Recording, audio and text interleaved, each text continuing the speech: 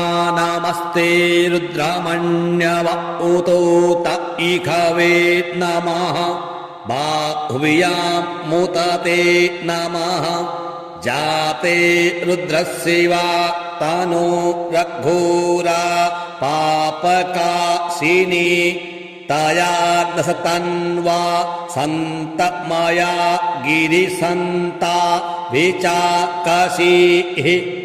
जामिखोङ्गिरिसन्तहस्ते बिभर्खस्तावे शिवाङ्गिरित्रतां कुरु मा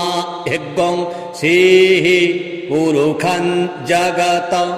शिवे नवचसा त्वा गिरिशाच्छा वदामसि जथा नः सर्वमिज्जगादजक्ष्मग्गं सुमना असत अध्यवोचदधिवक्ता